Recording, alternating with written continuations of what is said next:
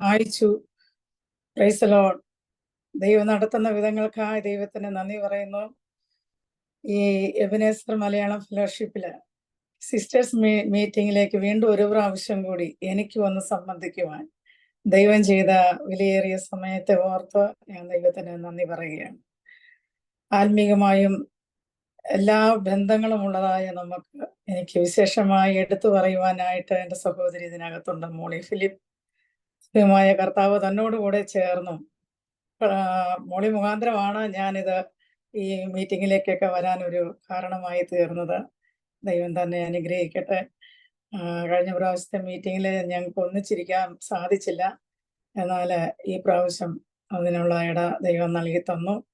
വിശേഷമായിട്ട് ഫേബാസിസ്റ്റിനെ ഓർത്ത് പ്രത്യേകം പ്രാർത്ഥിക്കുകയും എൻ്റെ കുടുംബത്തിനായി പ്രത്യേകം പ്രാർത്ഥിക്കുകയും അത് കണ്ട നാൾ മുതൽ, അറിഞ്ഞ നാൾ മുതൽ എന്നും പ്രാർത്ഥിക്കുവാനും ദൈവസന്നിധിയിലായിരിക്കുവാനും ഇടയ്ക്കൊക്കെ വിളിച്ച് ക്ഷേമങ്ങൾ അറിയുവാനും ഒക്കെ ഇടയായി തീർന്നു. സഭയും അന്വേഷിക്കുവാനായിട്ട് ദൈവം എനിക്ക് സാഹചര്യങ്ങൾ നൽകി തന്നിട്ടുണ്ട്. ഈ പ്രാവശ്യം ചർച്ചിൽ കടന്നു വരുവാൻ ഇടയായില്ല, അല്പത്തിരക്കും കാര്യങ്ങളൊക്കെ ആയിപ്പോയി. പിന്നെ ഞാൻ വരാമെന്ന് പറഞ്ഞിരുന്നതായ ആ ദിവസം എനിക്ക് അല്പം ശരീരത്തിന് സുഖമില്ലാത്ത ഒരവസ്ഥയായിരുന്നത് കൊണ്ട് എനിക്ക് ജോയിൻ ചെയ്യാൻ പറ്റിയില്ല. പിന്നെ എല്ലാവരും സുഖമായിരിക്കുമെന്ന് ഞാൻ വിശ്വസിക്കുന്നു, പ്രാർത്ഥിക്കുന്നു. നിങ്ങളെല്ലാവരും ഇതിനകത്ത് ഈ മീറ്റിങ്ങിൽ കൂടിയെങ്കിലും കാണുവാൻ സാധിക്കുന്നത് ഓർത്ത് ഞാൻ ദൈവത്തിന് ഒത്തിരി നന്ദി പറയുന്നു. ദൈവമായ കർത്താവ് നമ്മളെ അനുഗ്രഹിക്കട്ടെ. ദൈവം വിശ്വസ്തനായിരിക്കുന്നത് കൊണ്ട് ആണ് ഇന്ന് പകൽവേളയിൽ നമുക്ക് ഒന്നിച്ച് ഈ രാവിലെ സമയമായിരിക്കാൻ കർത്താവ് ഇടയാക്കുന്നത്. നമ്മുടെ വിശ്വസ്തത കൊണ്ടല്ല, എൻ്റെ വിശ്വസ്തത കൊണ്ടല്ല, ദൈവത്തിന്റെ വിശ്വസ്തത കൊണ്ട് ദൈവസന്നിധിയിലായിരിക്കുവാൻ സാധിക്കുന്നു. ഹല്ലേലൂയ. എല്ലാവരും പ്രാർത്ഥനയോടുകൂടി ആയിരിക്കുക. ദൈവത്തിന്റെ ആത്മാവ് എന്തെങ്കിലും നമ്മളോട് പറഞ്ഞാൽ അത് കേൾക്കുവാൻ നാം സന്നദ്ധരായി നിന്നുകൊണ്ട് മുൻപോട്ട് നമുക്ക് കടന്നു പോകാം. തിരുവചന സത്യങ്ങൾക്ക് വേണ്ടിയിട്ട് അത് ഒരാലോചനയ്ക്ക് വേണ്ടിയിട്ട് ഒരു വാക്യം വായിക്കാമെന്നതാണ്. സങ്കീർത്തന പുസ്തകം 1-ാം അധ്യായം അതിൻ്റെ രണ്ടാമത്തെ വാക്യം. ആരെങ്കിലും വായിക്കുന്നുണ്ടോ? അല്ല ഞാൻ തന്നെ വായിക്കണോ? അവന്റെ യഹോവയുടെ ന്യായപ്രമാണത്തിൽ സന്തോഷിച്ച് അവന്റെ ന്യായപ്രമാണത്തെ രാപകൽ ധ്യാനിക്കുന്നവൻ ഭാഗ്യവാൻ. അതായത് സന്തോഷിച്ച്, ഇതാണ് ഇന്ന് എല്ലാവർക്കും ലഭിക്കാതെ പോകുന്ന ഒരവസ്ഥ. നാം ദൈവസന്നിധിയിലാണ്, ദൈവം നമ്മുടെ കൂടെ ഉണ്ട്, ദൈവത്തെ ആരാധിക്കുന്നു, ദൈവം എന്നെ രക്ഷിച്ചു, ദൈവത്തിന്റെ ആത്മാവ് എനിക്കുണ്ട്, ഞാൻ ആത്മാവിൽ ആരാധിക്കുന്ന ഒരു വ്യക്തിയാണ്, പ്രവചിക്കുന്ന ഒരാളാണ്, ഇല്ല പ്രസംഗിക്കുന്ന ഒരാളാണ്, മറ്റുള്ളവരോട് സുവിശേഷം പറയുവാൻ ഓടി നടക്കുന്ന ഒരാളാണ് എന്നൊക്കെ പറയുന്ന നാം ഓരോരുത്തരും അനുഭവിക്കാൻ പറ്റാത്ത ചില കാര്യമാണ് സന്തോഷം എന്ന് പറയുന്നത്. പക്ഷെ തിരുവചനം ശരിയായി പറയുന്ന ഒരു കാര്യം ദൈവത്തിൽ സന്തോഷിക്കുക, ദൈവത്തിൽ സന്തോഷിക്കുക. ഇങ്ങനെ ദൈവഭക്തന്മാര്, കർത്താവിന്റെ ദാസി ഞാനുമായിട്ട് ഇന്നലെ രാത്രിയിൽ ഒന്ന് മീറ്റ് ചെയ്യുവാനായിട്ട് ഇടയായി. അപ്പോൾ ഉണ്ടായ ഒരു സന്തോഷം, ദൈവം ഞങ്ങളുടെ മധ്യത്തിലുണ്ടായിരുന്ന ഒരവസ്ഥ, ആ ഒരു സന്തോഷം, ദൈവം തരുന്ന ആ സന്തോഷം ലോകത്തിന് എടുത്തു മാറ്റുവാനോ അത് ലോകം തരുവാനോ സാധിക്കത്തില്ല. അങ്ങനത്തെ ഒരു സന്തോഷം.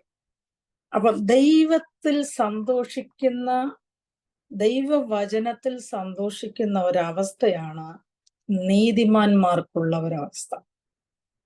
നീതിമാന്മാരായവർക്ക് വേണ്ടി ദൈവം വെച്ചിരിക്കുന്ന ഒരു കാര്യമാണ് സന്തോഷിക്കുക. ഫിലിപ്പിയ ലേഖനത്തിൽ വായിക്കുന്നു, ഞാൻ പിന്നെ നിങ്ങളോട് പറയാ സന്തോഷിപ്പീൻ എന്ന് പിന്നെ ഞാൻ നിങ്ങളോട് പറയുകയാണെന്ന്.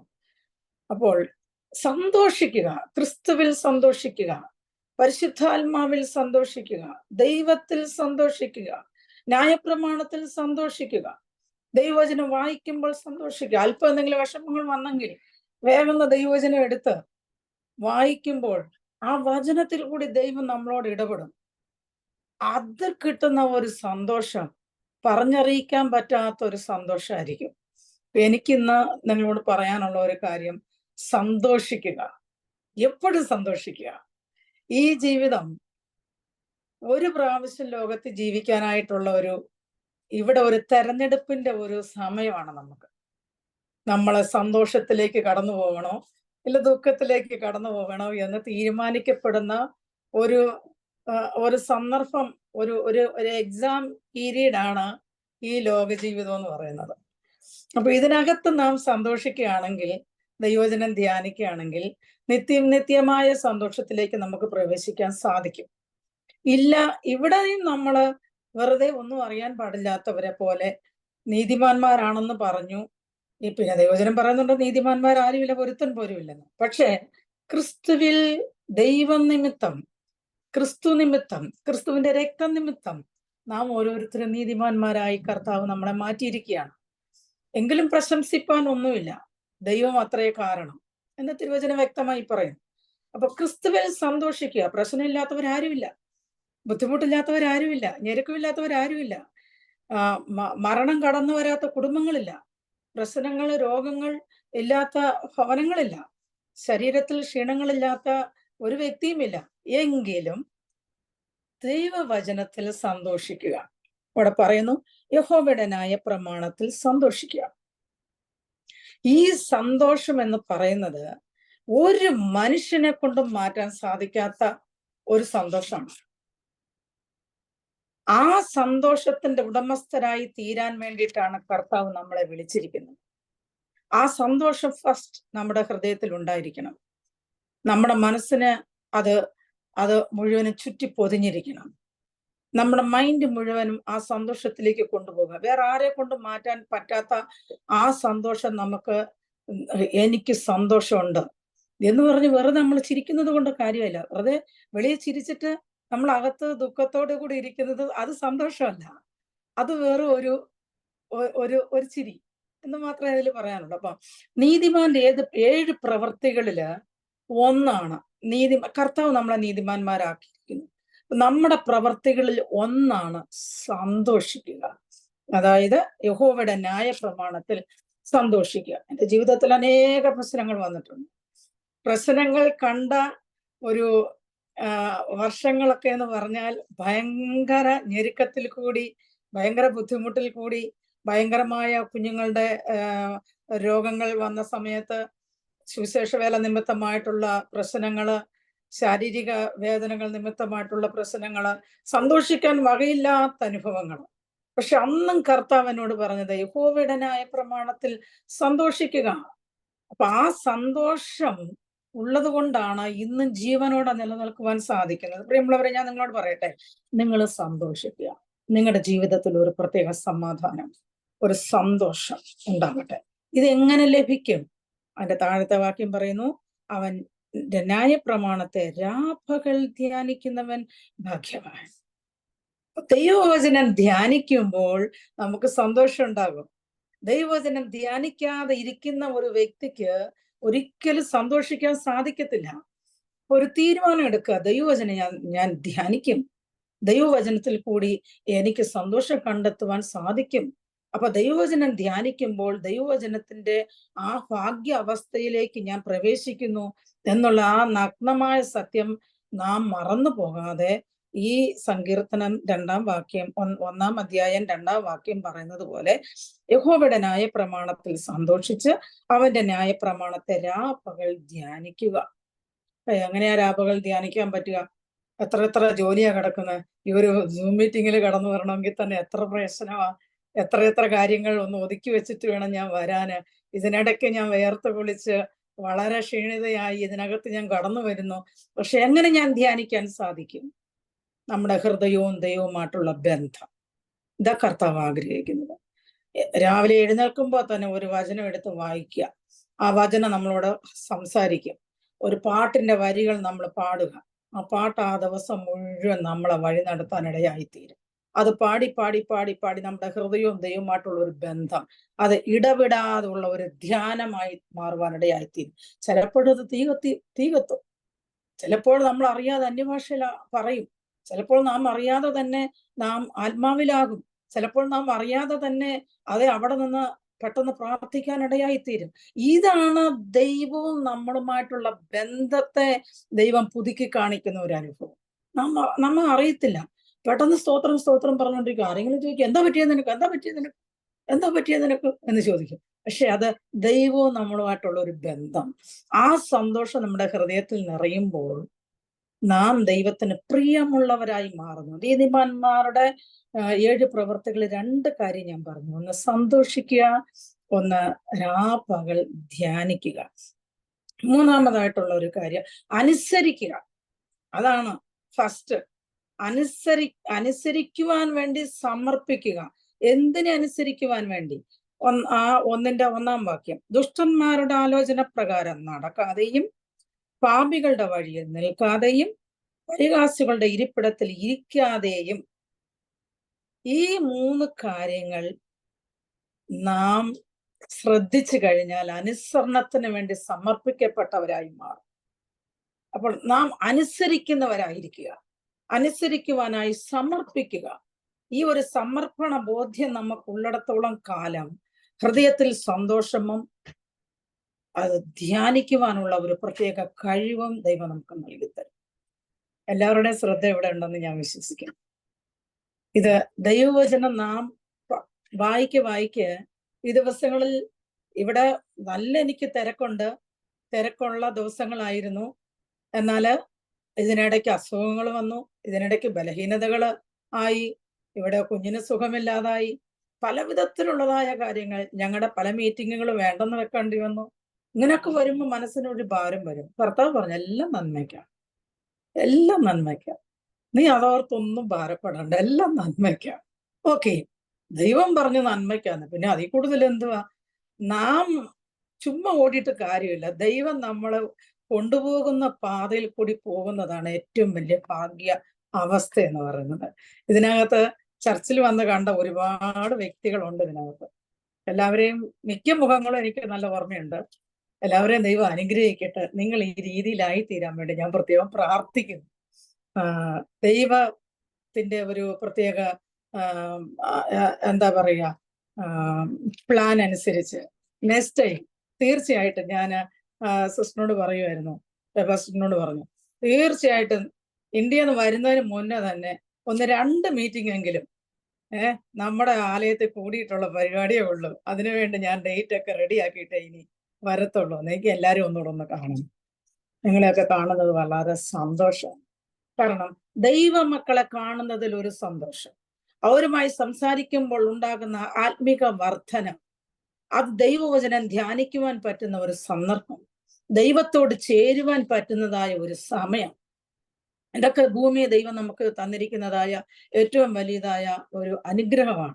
4-മതായിട്ട് അതിൽ കാണപ്പെടുന്ന ഒരു കാര്യം, യാക്കോബിന്റെ പുസ്തകം 1-ാം അധ്യായം അതിന്റെ 22 മുതൽ 27 വരെയുള്ള വാക്യങ്ങളാണ്. എല്ലാം വായിക്കണമെന്നൊന്നും ഇല്ല. അതിൽ പറയുന്ന ഒരു കാര്യം, ജീവിതത്തിന്റെ പ്രമാണവും സ്വഭാവവുമായിട്ട് ഈ ന്യായപ്രമാണത്തെ മാറ്റണം. യാക്കോബിന്റെ പുസ്തകം 1-ാം അധ്യായം 22 മുതലുള്ള വാക്യങ്ങളാണ്. എങ്കിലും വചനം കേൾക്കുക മാത്രം ചെയ്തതുകൊണ്ട് തങ്ങളെ തന്നെ ചതിക്കാതെ അതിനെ ചെയ്യുന്നവരായും ഇരിക്കുവിൻ. ഒരുത്തൻ വചനം കേൾക്കുന്നവനെങ്കിലും ചെയ്യാത്തവനായിരുന്നാൽ അവൻ തന്റെ സ്വാഭാവികമോ കണ്ണാടിയിൽ നോക്കുന്നതിനോട് തുല്യൻ.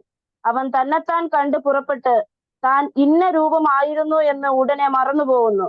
സ്വാതന്ത്ര്യത്തിന്റെ തികഞ്ഞ ന്യായപ്രമാണം ഉറ്റുനോക്കി അതിൽ നിലനിൽക്കുന്നവനോ കേട്ടു മറക്കുന്നവനല്ല, പ്രവൃത്തി ചെയ്യുന്നവനായി താൻ ചെയ്യുന്നതിൽ ഭാഗ്യവാനാകും. മതി. അതിന്റെ താഴോട്ടുള്ള ഭാഗങ്ങൾ നമുക്ക് പിന്നെ വായിക്കാം. അപ്പൊ ഇതിനകത്ത് നാം പ്രമാണിക്കുക, സ്വഭാവമുള്ളവരായി തീരുക. 4-മത്തെ കാര്യം, ന്യായപ്രമാണത്തിൽ, ദൈവത്തിന്റെ ന്യായപ്രമാണത്തിൽ നാം ജീവിക്കുമ്പോൾ അത് പ്രമാണമായും സ്വഭാവമായും മാറ്റിയെടുക്കുക. അത് നമ്മുടെ സ്വഭാവമായി തീരണം. എന്താണ് സ്വഭാവം? ക്രിസ്തുവിൽ സന്തോഷിക്കുക. എന്താണ് സ്വഭാവം? ക്രിസ്തുവിൽ ആനന്ദിക്കുക. എന്താണ് നമ്മുടെ സ്വഭാവം? ക്രിസ്തുവിന്റെ വചനം ധ്യാനിക്കുക. എന്താണ് നമ്മുടെ സ്വഭാവം? ക്രിസ്തുവിനെ അനുസരിക്കുവാൻ വേണ്ടി നമ്മെ തന്നെ ഓരോ ദിവസവും സമർപ്പിക്കുക.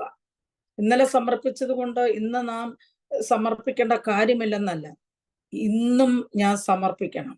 ഡെയിലി ഡെയിലി ഡെയിലി ഓരോ ദിവസവും നാം സമർപ്പണ ബോധ്യമുള്ളവരായി തീരുമ്പോൾ മാത്രമേ നമ്മുടെ ആത്മീക മനുഷ്യൻ പുതുക്കം പ്രാപിക്കുവാൻ ഇടയായി തീരത്തുള്ളൂ. കാരണം പലവിധ സാഹചര്യങ്ങളുടെ മധ്യത്തിലാണ് നാം ജീവിക്കുന്നത്.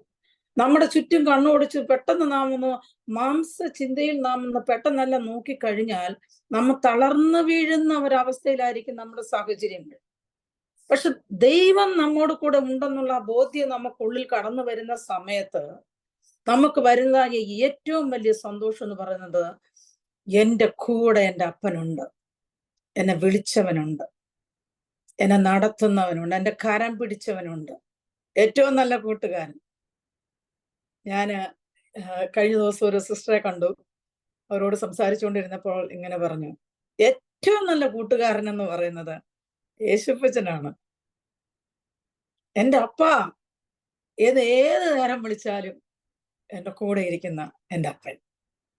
എൻ്റെ ദൈവമേ എന്ന് വിളിക്കുമ്പോൾ കരുണയോടെ നമ്മളെ താങ്ങുന്ന ഒരു കരം. ഇത് നമ്മുടെ ജീവിതത്തിന്റെ അനുഭവമാക്കി നാം മാറ്റുക. അതായത് ഇത് പ്രമാണവും സ്വഭാവവുമാക്കി മാറ്റണം.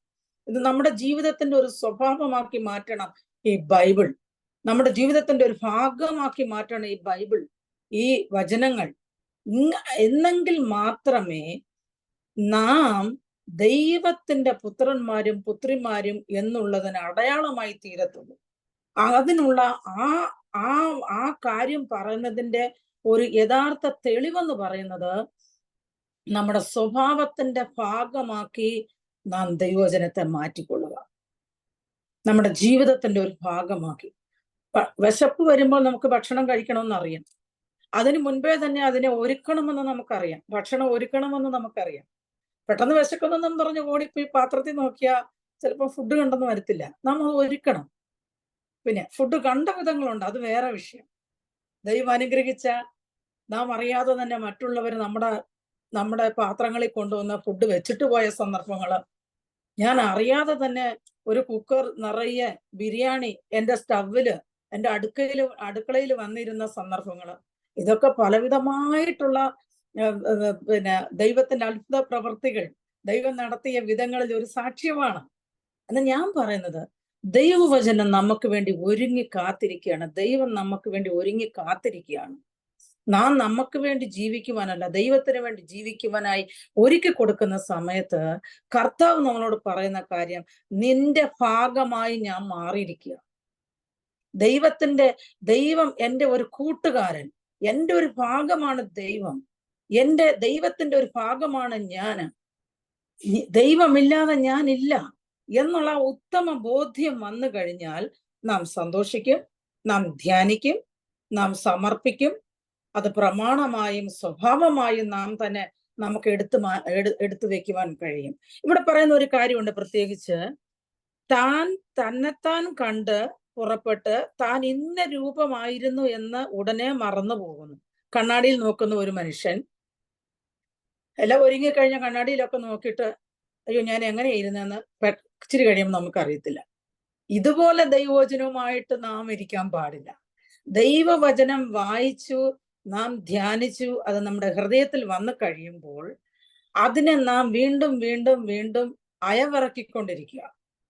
അങ്ങനെ ചെയ്യുമ്പോൾ മാത്രമേ അത് നമുക്ക് പ്രയോജനമുള്ളതായി മാറത്തുള്ളൂ.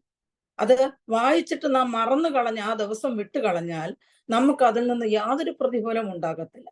അപ്പൊ ദൈവവചനം ധ്യാനിക്കും തോറും നമ്മുടെ ശരീരത്തിലുള്ള ബലഹീനത നാം അറിയാതെ തന്നെ നമ്മളെ വിട്ട് മാറിപ്പോകുന്ന ഒരവസ്ഥ. ഇങ്ങനെ അനുഭവിച്ചിട്ടുള്ളവർ ഇതിനകത്തുണ്ട്. നാം അറിയാതെ തന്നെ നമ്മുടെ ശാരീരിക ബലഹീനതകൾ, നമ്മുടെ സങ്കടങ്ങൾ, നമ്മുടെ ദുഃഖങ്ങൾ നാം അറിയാതെ തന്നെ നമ്മളെ വിട്ട് മാറിപ്പോകുന്ന ഒരു സന്ദർഭം ദൈവവചനം നമ്മുടെ ഉള്ളിലിരുന്ന് അത് കത്തിക്കൊണ്ടിരിക്കുമ്പോഴുണ്ടാകുന്ന ഒരവസ്ഥ. അത് അനുഭവിച്ചിട്ടുള്ള പ്രിയ ദൈവദാസിമാരാണ് ഇതിനകത്തുള്ളത്. അപ്പൊ നിങ്ങളോട് പ്രത്യേകം പറയേണ്ട കാര്യമില്ല. എങ്കിലും എനിക്കിന്ന് കിട്ടിയതായ, ഇന്ന് തന്നതായ ഈ സന്ദർഭത്തില് അത് വീണ്ടും ഒന്നുകൂടെ നിങ്ങളോട് ഓർമ്മിപ്പിക്കുക മാത്രമാണ് ചെയ്യുന്നത്. വേറെ ദൈവത്തിന്റെ ആ പ്രവൃത്തി എന്ന് പറയുന്നത്, ദൈവം എൻ്റെ കൂടെ ഉണ്ട് എന്നുള്ള ആ ബോധ്യം വരുന്നത് ദൈവം എന്നെ എത്രത്തോളം നടത്തി, ഞാനല്ല, ദൈവമാണ് എന്നെ നടത്തിയത് എന്ന് പറയുമ്പോൾ സ്വർഗം അങ്ങ് സന്തോഷിക്കുക.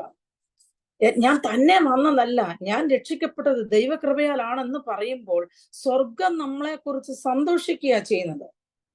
വീണ്ടും അവിടെ പറയുന്നു, ഞാന് എന്റേതായിട്ടുള്ളതല്ല, ദൈവത്തിൻ്റെതായിട്ടുള്ളതാണ് ചിന്തിക്കുന്നത് എന്ന് പറഞ്ഞു കഴിയുമ്പോൾ ദൈവം അവിടെ സന്തോഷിക്കുകയാണ്. ഞാൻ ക്രിസ്തുവിലാണ് ആനന്ദിക്കുന്നത് എന്ന് പറഞ്ഞു കഴിയുമ്പോൾ സ്വർഗം നമ്മളെ കുറിച്ച് സന്തോഷിക്കുകയാണ്. നിങ്ങൾ ഞായറാഴ്ച ഓരോ ഞായറാഴ്ചകളിൽ ആരാധിക്കുമ്പോൾ, ദൈവമേ, ഈ ആരാധനയ്ക്കായി എന്നെ കൊണ്ടുവന്നത് നീയാണ്, ഞാനായിട്ട് വന്നതല്ല, എന്നെ നീ കൊണ്ടുവന്നതാണ്, നിന്റെ പ്രവർത്തനമാണ് ഇത് എന്ന് പറഞ്ഞു കഴിയുമ്പോൾ അത് സ്വർഗം സന്തോഷിക്കുകയാണ് നമ്മളിൽ കൂടി. അപ്പം 5-ാമത്തെ കാര്യം എന്ന് പറയുന്നത്, അത് വിശ്വാസത്തിന്റെയും ഭക്തിയുടെയും അളവ് കോലായിട്ട് കരുതുക. എന്തിനെ? ന്യായപ്രമാണത്തെ, ദൈവവചനത്തെ വിശ്വാസത്തിന്റെയും ഭക്തിയുടെയും അളവ് കോലായിട്ട് അതിനെ കരുതുക.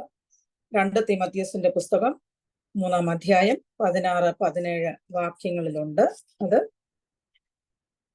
2 തീമോഥെയോസിന്റെ പുസ്തകം 3-ാം അധ്യായം 16-17. എല്ലാ തിരുവെഴുത്തും ദൈവശ്വാസീയമാകയാൽ ദൈവത്തിന്റെ മനുഷ്യൻ സകല സൽപ്രവൃത്തിക്കും വക പ്രാപിച്ച് തികഞ്ഞവനാകേണ്ടതിന് ഉപദേശത്തിനും ശാസനത്തിനും ഗുണീകരണത്തിനും നീതിയിലെ അഭ്യാസത്തിനും പ്രയോജനമുള്ളതാകുന്നു. അങ്ങനെ പ്രയോജനമുള്ള ഒരു അളവ് കോലായിട്ട് ദൈവം ഇതിനെ നമുക്ക് മാറ്റിത്തരിക. അപ്പൊ നാം തന്നെ പരീക്ഷിച്ചു നോക്കിയാൽ മതി. ഒരളവ് കോല്, എത്രത്തോളം ഞാൻ വിശ്വാസത്തിൽ വളർന്നിട്ടുണ്ട്, എത്രത്തോളം ഞാൻ ദൈവത്തോട് അടുത്തിട്ടുണ്ടെന്ന് നാം നമ്മെ തന്നെ പരിശോധിക്കുമ്പോൾ മനസ്സിലാവും. വേറൊരാളും വന്ന് പറഞ്ഞു തരേണ്ട ആവശ്യമില്ല. നമുക്കറിയാം ഞാൻ എത്രത്തോളം ദൈവത്തെ അറിഞ്ഞിട്ടുണ്ട്, എത്രത്തോളം ദൈവത്തിന്റെ സന്നിധി ഞാൻ നിൽക്കുന്നുണ്ട്, എത്രത്തോളം എനിക്ക് വിശ്വാസമുണ്ട്, എന്റെ വിശ്വാസത്തിന്റെ പ്രവൃത്തി എത്രത്തോളം അത് പ്രതിഫലിക്കുന്നുണ്ട്. അപ്പം വിശ്വാസത്തിന്റെയും ഭക്തിയുടെയും അളവ് കോലായിട്ട് ന്യായപ്രമാണത്തെ കരുതുക. അത് ദൈവവചനം വായിക്കുമ്പോൾ, ദൈവം നമ്മളോട് സംസാരിക്കുമ്പോൾ അതിന് ഒരളവ് നമുക്ക് തന്നെ മനസ്സിലാക്കാൻ സാധിക്കും. ഇതിനകത്തുള്ള നിങ്ങളെ കാണുമ്പോൾ ദൈവത്തെ കാണാൻ സാധിക്കുന്നുണ്ട്.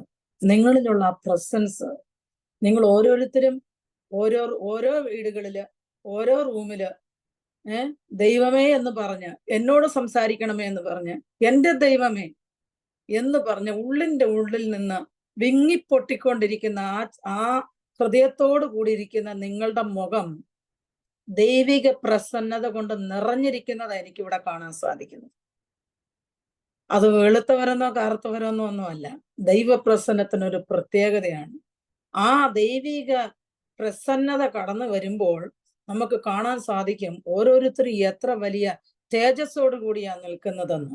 അതുകൊണ്ട് നിങ്ങളുടെ മുഖം സന്തോഷത്തിനാലും വിശ്വാസത്തിനാലും ഭക്തിയുടെയും ന്യായപ്രമാണത്തിന്റെയും സമർപ്പണത്തിന്റെയും ആരോഗ്യത്തിന്റെയും ബലത്തിന്റെയും ഒക്കെയും ഒരു നിറമുള്ള ഒരിടമായി കാണാനായിട്ട് എനിക്ക് സാധിക്കുന്നുണ്ട്. അപ്പൊ ദൈവം പറയുന്ന ഒരു കാര്യം, ഈ സമയത്ത്, ഈ നാളുകളില് എന്ത് നമുക്ക് ദൈവത്തിന് വേണ്ടി പ്രവർത്തിക്കാൻ സാധിക്കുമോ അത് നാം പ്രവർത്തിക്കുക. നാം മടുത്തു പോകാതെ, ക്ഷീണിച്ചു പോകാതെ, ഹൃദയത്തിൽ വേദനപ്പെട്ട് നിൽക്കാതെ, ഹൃദയം കൊണ്ട് ദൈവത്തോട് കൂടുതലായി അടുത്തുകൊണ്ട്, കർത്താവെ, ഞാൻ ഇന്നതാണ്, എന്നെ ഇന്നതായി നീ മാറ്റണം, ഈ ദൈവത്തിന്റെ ഇഷ്ടമുള്ളതാക്കി എന്നെ മാറ്റണം, ദൈവത്തിന്റെ പ്രമാണങ്ങളെ അനുസരിക്കുവാൻ എനിക്ക് കൃപ തരണം, ഞാൻ പ്രത്യേകമായി നിന്നോട് അടുക്കുവാൻ ആഗ്രഹിക്കുന്നു. ഞാൻ ഈ ദിവസങ്ങളിൽ പലരോടും പറയുന്ന ഒരു കാര്യം, കൂടുതൽ കാര്യങ്ങൾക്കൊന്നും വേണ്ടി പ്രാർത്ഥിക്കണ്ട, ദൈവത്തോട് അടുത്തിരിക്കാൻ എനിക്ക് കൃപ തരണം. ദൈവമേ, നിന്നോട് ചേർന്നിരിക്കാൻ എനിക്ക് കൃപ തരണം. വലിയ കാര്യങ്ങളൊന്നും നാം കാണിച്ചു കൂട്ടാൻ പോയില്ലെങ്കിലും കുഴപ്പമില്ല, ദൈവത്തോടൊന്ന് അടുത്തിരിക്കാനുള്ള ഒരു കൃപ, ദൈവമായി സംസാരിക്കുവാനുള്ള ഒരു ഭാഗ്യം, ദൈവത്തോട് ചേർന്നിരിക്കുവാനുള്ളതായ ഒരവസ്ഥ നമുക്ക് ലഭിച്ചു കഴിയുമ്പോൾ ദൈവം നമ്മളോട് പറയുന്ന കാര്യങ്ങൾക്ക് ഏറ്റവും ഒരു സന്തോഷമുള്ള, ദൈവത്തിന്റെ പ്രവർത്തനങ്ങളെ നാം മനസ്സിലാക്കുന്ന ഒരു വ്യക്തിയായി മാറുമ്പോൾ അത് ദൈവം നമ്മളെ മറ്റുള്ളവർക്ക് പ്രയോജനപ്പെടുവാനായി നമ്മളെ ഉപയോഗിക്കുമ്പോൾ ഒരു താക്കോല് നമ്മുടെ കയ്യിൽ തരും. ഒരു അധികാരത്തിന്റെ, ഒരു ശുശ്രൂഷയുടെ ഒരു താക്കോല്. ആ താക്കോല് തന്നു കഴിഞ്ഞാൽ പിന്നെ നമുക്ക് തുറക്കാൻ പറ്റും. നടക്കട്ടെ എന്ന് പറഞ്ഞാൽ അത് നടക്കും. നാം ദൈവത്തോട് അടുത്തിരിക്കുമ്പോൾ ആ താക്കോല് നമ്മുടെ കയ്യിൽ തരും. ആ താക്കോൽ എന്തിനാ തരുന്നത്? വിശ്വാസത്തിന്റെ താക്കോൽ. വിശ്വാസം കൊണ്ട്, നമുക്കുള്ള വിശ്വാസം കൊണ്ട് ചിലതിനെയൊക്കെ പിടിച്ചെടുക്കാൻ സാധിക്കും, ചിലരെ വിടുവിക്കാൻ സാധിക്കും, ചിലരെ പുറത്തു കൊണ്ടുവരുവാൻ സാധിക്കും. ഒരിക്കലും ഞാൻ ഈ ദൈവത്തെ ആരാധിക്കാൻ കടന്നു വരത്തില്ലെന്ന് പ്രോമിസ് ചെയ്ത പലരെയും നമ്മുടെ വിശ്വാസത്തിന്റെ താക്കോലും കൊണ്ട് അങ്ങോട്ട് ചെന്ന് അധികാരത്തോടൊന്ന് പറഞ്ഞു കഴിയുമ്പോൾ അവര് തന്നെത്താൻ വന്ന് സ്നാനപ്പെടാനിടയായിത്തീരും. പലരെയും ഞാൻ കണ്ടിട്ടുണ്ട്. പല അനുഭവങ്ങളും പറയാനുണ്ട്.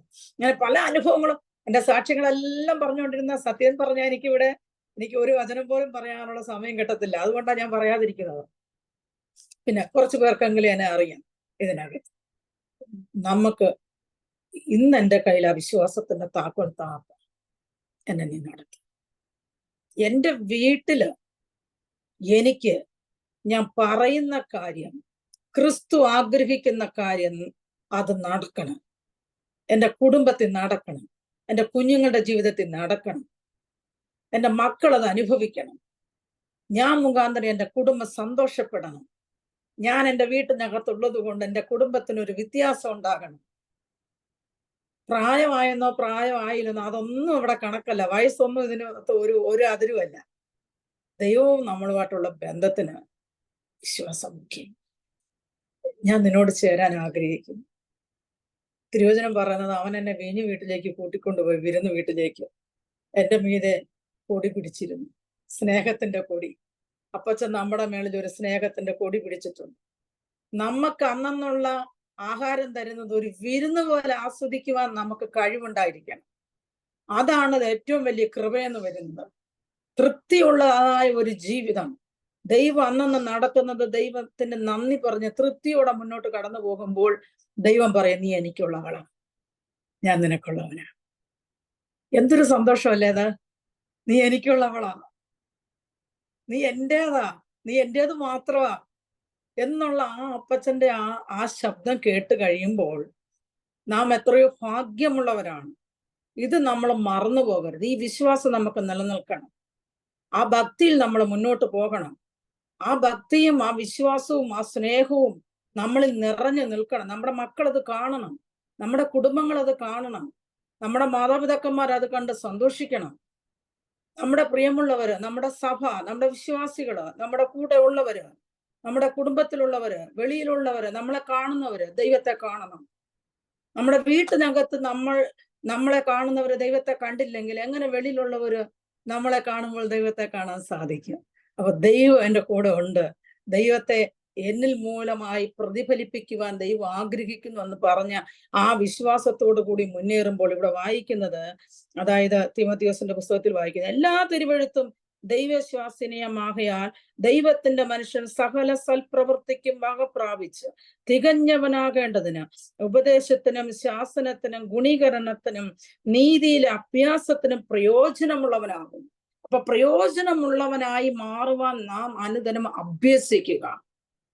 ഇന്നലെ രക്ഷിക്കപ്പെട്ടു, ഇന്ന് രക്ഷിക്കപ്പെടുക, നാളെ രക്ഷിക്കപ്പെടണം. ഇതായിരിക്കണം നമ്മുടെ ഇത്.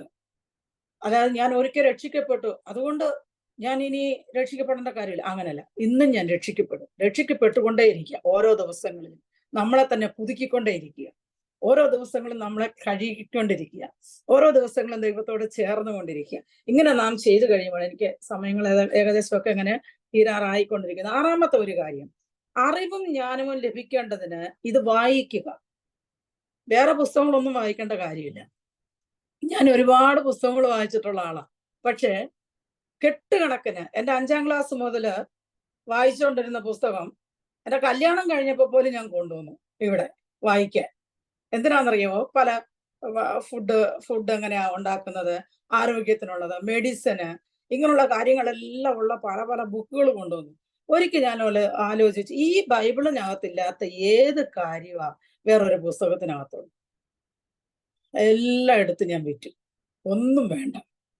അപ്പൊ ഈ പുസ്തകത്തിനകത്ത്, ഈ ന്യായപ്രമാണത്തിനകത്ത് ജ്ഞാനവും അറിവും ലഭിക്കേണ്ടതിന് ഉള്ള സകല വാക്യങ്ങൾ ഇതിനകത്തുണ്ട്. അപ്പൊ ഇതിനകത്തുണ്ട് ജ്ഞാനം. മത്തായി സുവിശേഷം 24-ാം അധ്യായം അതിന്റെ 15-ാമത്തെ വാക്യം ഇങ്ങനെ വായിക്കുന്നു. മത്തായി സുവിശേഷം 24-ാം അധ്യായം. എന്നാൽ ദാനിയേൽ പ്രവാചകൻ മുഖാന്തരം അരുളി ചെയ്തതുപോലെ ശൂന്യമാക്കുന്ന മ്ലേച്ഛത വിശുദ്ധ സ്ഥലത്തിൽ നിലനിൽക്കുന്ന നിങ്ങൾ കാണുമ്പോൾ വായിക്കുന്നവൻ ചിന്തിച്ചുകൊള്ളട്ടെ. ഓക്കെ, അപ്പൊ എന്താ ചെയ്യേണ്ടത്? മ്ലേച്ഛമായുള്ളത്, ശൂന്യമാക്കുന്ന മ്ലേച്ഛത വിശുദ്ധ സ്ഥലത്ത് നിൽക്കുന്നത് കാണുമ്പോൾ നിങ്ങൾ അതിനെ മാറ്റുവാൻ ബുദ്ധിയുള്ളവരായിരിക്കണം, ജ്ഞാനമുള്ളവരായിരിക്കണം. ഇതിനകത്തേക്ക് കടന്നുപോയാൽ ഒരു 5 മണിക്കൂർ നിന്ന് പ്രസംഗിക്കാനുള്ള ഒറ്റ വാക്യമാണിത്. അപ്പൊ അതൊന്നും അല്ല, ഇപ്പൊ ഞാൻ ചെറുതായിട്ട് ഇവിടെ പറഞ്ഞു വിടുക. ദൈവം അരുളി ചെയ്യുന്ന വചനങ്ങളെ, ആ വാക്യങ്ങളെ വളച്ചൊടിക്കുന്ന ചില മ്ലേച്ഛമായ കാര്യങ്ങൾ പലയിടങ്ങളിലും കടന്നു വന്നുകൊണ്ടിരിക്കുന്നു. ആ മ്ലേച്ഛമായ കാര്യങ്ങൾ നിങ്ങൾ ആരും എടുക്കണ്ട, അതിൽ നിങ്ങൾ ആരും വീണു പോകരുത്. നിങ്ങൾ ജ്ഞാനവും വകതിരിവുമുള്ളവരായി, അറിവുമുള്ളവരായിട്ട് നിലനിൽക്കുവാൻ ദൈവവചനത്തെ രാപ്പകൽ ധ്യാനിക്കുക. അതിന്റെ ചുരുക്കമായിട്ടുള്ള ഒരു പോയിന്റ് മാത്രമേ ഞാനിവിടെ പറഞ്ഞിട്ടുള്ളൂ. അപ്പം വിശുദ്ധ സ്ഥലത്തെ മ്ലേച്ഛമാക്കുന്ന പലവിധമായ പ്രവൃത്തികൾ, പലവിധമായിട്ടുള്ള കാര്യങ്ങൾ, പലവിധമായിട്ടുള്ള ബന്ധങ്ങൾ നിങ്ങൾക്ക് മനസ്സിലാകുന്നുണ്ടെന്ന് ഞാൻ വിശ്വസിക്കുന്നു. മ്ലേച്ഛമായ പല കാര്യങ്ങൾ ഇന്ന് ലോകത്തില് ഇതൊക്കെ ഇങ്ങനെ ചെയ്യാൻ പറ്റുമെന്ന് എല്ലാ അധികാരികളും എല്ലാ അധികാരത്തിലിരിക്കുന്നവരും അവകാശം പറഞ്ഞ് നേൽപ്പിച്ചു കൊടുക്കുന്നുണ്ട്. അതായത് ആണുമായിട്ടുള്ള ഒരു വിവാഹം, പെണ്ണുമായിട്ടുള്ള ഒരു വിവാഹം. ദൈവവചനം പറയാത്ത ഒരു കാര്യമാണത്. എന്ന് പറഞ്ഞാൽ അനുശ്വാസിക്കാത്ത ഒരു കാര്യമാണ്. അതിന്ന് ലോകം അംഗീകരിച്ചു കൊടുക്കുന്നത്. അതൊരു മ്ലേച്ഛമാണ്. എന്നിട്ട് ദൈവത്തെ ആരാധിക്കുകയാണെന്ന് പറയുന്ന ആരാധിക്കുന്നവരെയും എനിക്കറിയാം. അപ്പൊ അതുകൊണ്ട് അങ്ങനെയുള്ള മ്ലേച്ഛമായുള്ള കാര്യങ്ങൾ നിൽക്കുന്നത് നിങ്ങൾ കാണുമ്പോൾ ഇത് വായിക്കുന്നവൻ ചിന്തിച്ചു കൊള്ളണം. അപ്പൊ നാം എപ്പോഴും ദൈവവചനം വായിക്കുമ്പോൾ മ്ലേച്ഛമായിട്ടുള്ള അങ്ങനെയുള്ള കാര്യങ്ങളിലേക്ക് നാം ഇടപെട്ടു പോകാതെ, അങ്ങനെയുള്ള കാര്യങ്ങളിലേക്ക് നമ്മുടെ ചിന്തകൾ പോകാതെ, അങ്ങനെയുള്ള കാര്യങ്ങൾ അത് സത്യമായി ആണല്ലോ, ഇങ്ങനെയും ഉണ്ടല്ലോ, ലോകത്തുണ്ടല്ലോ, അവര് പ്രവർത്തിക്കുന്നുണ്ടല്ലോ, അവരങ്ങനെ ചെയ്യുന്നുണ്ടല്ലോ, അതൊന്നും നമുക്ക് കാര്യമില്ല. സിസ്റ്റർ പ്രാർത്ഥിക്കുന്ന സമയത്ത് പറഞ്ഞു, മറ്റുള്ളവർ എന്തും ആയിക്കോട്ടെ, എങ്ങനെയും ആയിക്കോട്ടെ, നാം ഇന്നതാകണം എന്നുള്ളതായ ഒരു ചിന്ത നമുക്കുള്ളിലേക്ക് കടന്നു വരണം. നാം വിശ്വാസത്തിൽ നിലനിൽക്കണം. ഇന്ന് പല പ്രശ്നങ്ങളും കാണുമ്പോൾ ഇതെന്താ ദൈവമേ എന്ന് നാം ചോദിച്ചുകൊണ്ട് നിൽക്കാതെ, എല്ലാം നന്മയ്ക്ക് ദൈവപ്രവൃത്തി നടക്കട്ടെ എന്നുള്ളതായ ആ വിശ്വാസത്തിലേക്ക് നാം പൂർണ്ണമായി ഏൽപ്പിച്ചു കൊടുക്കുക. അപ്പൊ വളരെ ജ്ഞാനം ലഭിക്കേണ്ടതിന് ഈ പുസ്തകത്തെ വായിക്കുക, ദൈവവചനം വായിക്കുക. മ്ലേച്ഛതകൾ നമ്മുടെ നടുവിൽ, നമ്മുടെ കുടുംബത്തിൽ ഉണ്ടാകാൻ പാടില്ല, നമ്മുടെ ദേശത്തുണ്ടാകാൻ പാടില്ല. ദേശത്തിന് വേണ്ടി പ്രത്യേകം പ്രാർത്ഥിക്കുക, സഭകൾക്ക് വേണ്ടി പ്രത്യേകം പ്രാർത്ഥിക്കുക, വിശ്വാസികൾക്ക് വേണ്ടി പ്രത്യേകം പ്രാർത്ഥിക്കുക, ശുശ്രൂഷക്കാർക്ക് വേണ്ടി പ്രത്യേകം പ്രാർത്ഥിക്കുക. ഇങ്ങനെയുള്ള അനുദിനവും നമുക്ക് ഒരു ദിവസത്തിൽ 24 മണിക്കൂർ ഉണ്ടെങ്കിൽ നമുക്ക് അതിനകത്ത് എത്ര സമയം ദൈവത്തോട് ബന്ധപ്പെട്ട് നിൽക്കാൻ പറ്റുന്ന സമയങ്ങളുണ്ടോ അത്രയും നാം പ്രയോജനപ്പെടുത്തിക്കൊള്ളുക. നമ്മുടെ ഹൃദയത്തെ നാം പരിശുദ്ധപ്പെടുത്തുക. നീ പരിശുദ്ധനാകുക, മറ്റുള്ളവരെയും പരിശുദ്ധപ്പെടുത്തുക. അപ്പൊ നാം പരിശുദ്ധമാകാതെ വേറെ ഒരാളെ പരിശുദ്ധപ്പെടുത്താൻ സാധിക്കത്തില്ല. അതുകൊണ്ട് ഫസ്റ്റ് നമ്മൾ പരിശുദ്ധമാകുക, അനുദിനവും നമ്മളെ തന്നെ കഴിയുക, ന്യായപ്രമാണം വായിക്കുക, ന്യായപ്രമാണത്തിൽ സന്തോഷിക്കുക, ന്യായപ്രമാണം അതിനെ സമർപ്പിക്കുക, അതിലേക്ക് നമ്മളെ സമർപ്പിക്കുക, അതെന്റെ പ്രമാണമാക്കി മാറ്റുക, അതെന്റെ സ്വഭാവമാക്കി മാറ്റുക, അത് വിശ്വാസത്തിന്റെയും ഭക്തിയുടെയും അളവുകോലാക്കി എടുത്ത് വെക്കുക. ഓരോ ദിവസവും ഇതിൽ കൂടി നമ്മളെ അളന്ന് നോക്കുക. ഞാൻ എത്ര വലുതായി? നമ്മള് മാസത്തിൽ ഒന്നെങ്കിലും ഒന്ന് ചെക്ക് ചെയ്യാറില്ലേ? എത്രയുണ്ട് വെയിറ്റ് എത്രയായി? കൂടിയോ കൂടിയോ? അല്ല, ഞാൻ നോക്കാറുണ്ട്, അതുകൊണ്ട് ഞാനങ്ങ് പറഞ്ഞു പോകട്ടോ. വെയിറ്റ് കൂടിയിട്ടുണ്ടോ, വെയിറ്റ് കുറഞ്ഞിട്ടുണ്ടോ, 1/2 കിലോ കുറഞ്ഞോ, ഇല്ല 2 കിലോ കൂടിയോ, ഇങ്ങനെയൊക്കെ. അപ്പൊ ദൈവവചനവും നമ്മളുമായിട്ട് പരിശോധിച്ച് കഴിയുമ്പോൾ നാം വിശ്വാസത്തിൽ എത്ര വളർന്നു, വിശ്വാസത്തിൽ എത്ര അടുത്തു, ദൈവത്തോട് ഞാൻ എത്ര അടുത്തു, ദൈവത്തോട് എത്ര സ്നേഹം എനിക്ക് വന്നു എന്നുള്ളത് മനസ്സിലാക്കാനായിട്ട് സാധിക്കും. അപ്പൊ അങ്ങനെ ചെയ്യുക. അടുത്ത വാക്യങ്ങൾ ഇനി അതെല്ലാം പറഞ്ഞു വരാൻ നേരമില്ല. വെളിപ്പാട് പുസ്തകം 1-ാം അധ്യായം 3-ാമത്തെ വാക്യത്തിലും ഉണ്ടത്. ആ വാക്യം തന്നെ വായിക്കാം. വെളിപ്പാട് പുസ്തകം ഈ പ്രവചനത്തിന്റെ വാക്കുകളെ വായിച്ച് കേൾപ്പിക്കുന്നവനും കേൾക്കുന്നവരും അതിൽ എഴുതിയിരിക്കുന്നത് പ്രമാണിക്കുന്നവരും ഭാഗ്യവാന്മാർ. സമയം അടുത്തിരിക്കുന്നു. അപ്പൊ ഈ പ്രവചനത്തിന്റെ വാക്കുകളെ വായിക്കുക, കേൾപ്പിക്കുക, കേൾപ്പിക്കുന്നവനും അതിൽ എഴുതിയിരിക്കുന്നത് പ്രമാണിക്കുന്നവനും ഭാഗ്യവാന്മാരാണ്. ഇതാണ് നാം, ഇതായിരിക്കണം നാം, ഇതാണ് നാം ഡെയിലി വായിക്കുക, വായിക്കാൻ പറ്റാത്തവർക്ക് വായിച്ച് കേൾപ്പിക്കുക, നാമും അനുസരിക്കുക, അവരും അനുസരിക്കുക. ഇതായിരിക്കണം നമ്മുടെ പോയിന്റ്.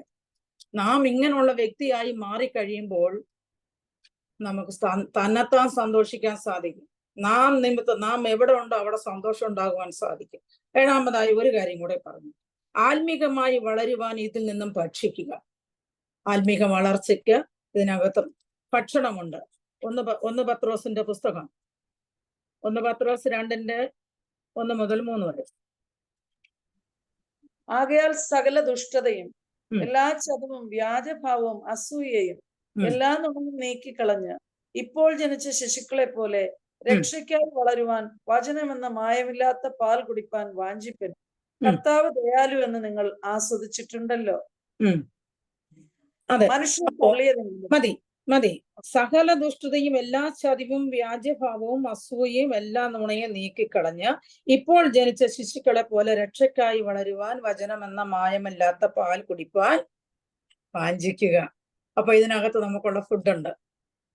നാം വളരുന്നതിനനുസരിച്ചുള്ള ഫുഡ് നമുക്ക് ഇതിനകത്ത് തന്നിട്ടുണ്ട്. ഈ ഫുഡ് നമ്മൾ കഴിക്കുക. ഇത് കഴിച്ചു കഴിയുമ്പോൾ ആത്മീകമായി വളരുവാൻ സാധിക്കും. ഞാൻ പറയട്ടെ, സാഹചര്യങ്ങളെല്ലാം പ്രതികൂലമായെന്ന് വരാം. നമ്മുടെ കൂടെ നിൽക്കുന്നവരെല്ലാം നമുക്ക് എതിർപ്പായെന്ന് വരാം. ഒരു പോസിറ്റീവ് എനർജി തരാൻ വേറെ ആരും ഉണ്ടാകത്തില്ലെന്ന് വരാം. നമ്മുടെ കയ്യിലുണ്ട്, നമുക്ക് ദൈവം തന്നിട്ടുണ്ട്. ഒരു സന്തോഷത്തിനുള്ള വകയ്ക്കായി ദൈവം നമ്മുടെ കരങ്ങളിൽ ഏൽപ്പിച്ചിട്ടുണ്ട്. ഇതിനകത്ത് നിന്ന് കുടിക്കുക, ഇതിനകത്ത് നിന്ന് ഭക്ഷിക്കുക.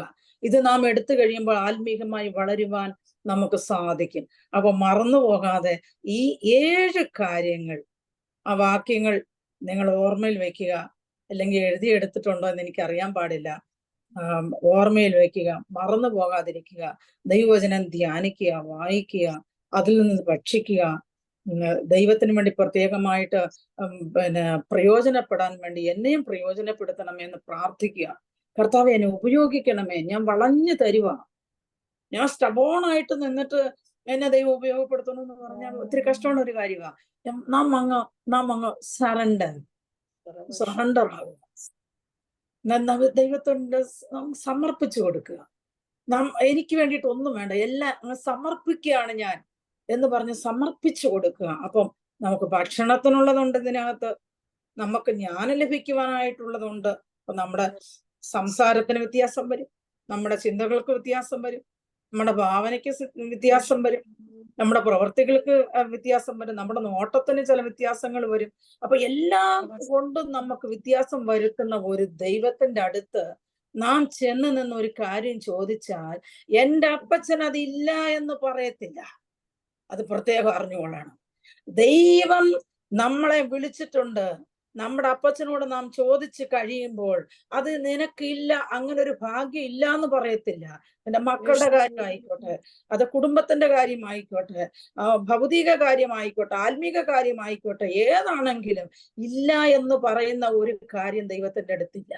ദൈവം അത് നമുക്ക് തരുന്ന ദൈവമാണ്, അനുഗ്രഹിക്കുന്ന ദൈവമാണ്. നിങ്ങളുടെ എല്ലാവരുടെയും പ്രാർത്ഥനകൾക്ക് ദൈവം നിശ്ചയമായിട്ട് മറുപടി നൽകി തരും. കഴിഞ്ഞ കാലങ്ങളിൽ പ്രാർത്ഥിക്കുന്ന, ഈ നാളുകളിൽ പ്രാർത്ഥിച്ചുകൊണ്ടിരിക്കുന്ന സകല വിഷയങ്ങൾക്ക് ദൈവം മറുപടി നൽകി തരും. രോഗത്തിനാണെങ്കിലും, പ്രശ്നങ്ങൾക്കാണെങ്കിലും, അത് കേസ് കാര്യങ്ങൾക്കാണെങ്കിലും, വീടിന്റെ കാര്യമാണെങ്കിലും, എന്ത് കാര്യമായിക്കോട്ടെ, ഏത് കാര്യമായിക്കോട്ടെ, ശുശ്രൂഷയുടെ കാര്യമായിക്കോട്ടെ, ഏത് കാര്യമായിക്കോട്ടെ, ദൈവത്താൽ അസാധ്യമായി ഒന്നുമില്ല. എല്ലാം പ്രവർത്തിക്കുവാൻ ദൈവം അത് വഴി തുറക്കുന്ന ദൈവമാണ് നമ്മോട് കൂടെ ഉള്ളത്. വിശ്വാസം നമ്മുടെ കയ്യിൽ ദൈവം തന്നിട്ടുണ്ട്. അത് വെച്ചുകൊണ്ട് നാം പ്രാർത്ഥിക്കുമ്പോൾ ദൈവത്തിന് അത്ഭുതം പ്രവർത്തിക്കുവാൻ സാധിക്കും. ഇതിൽ ഒരു പ്രാവശ്യം കൂടി എനിക്ക് കടന്നു വന്ന് നിങ്ങളെയൊക്കെ ഒന്ന് കാണുവാനും ഇങ്ങനെയെങ്കിലും ഒന്ന് കാണുവാനും നമുക്കൊന്നിച്ച് ദൈവവചനം ധ്യാനിക്കുവാനും ഒക്കെയും ദൈവം കൃപ നൽകി. അതിനായിട്ട് എനിക്ക് ഒരു സമയം നൽകി തന്ന ഈ സഭയ്ക്കും പാസ്റ്റർമ്മയ്ക്കും പ്രത്യേകമായിട്ട് എൻ്റെ സ്നേഹ വന്ദനങ്ങളെ ഞാൻ അർപ്പിക്കുന്നു. ദൈവം എല്ലാവരെയും അനുഗ്രഹിക്കട്ടെ. ഞങ്ങൾക്ക് വേണ്ടി പ്രത്യേകം പ്രാർത്ഥിക്കുക. ആമേൻ.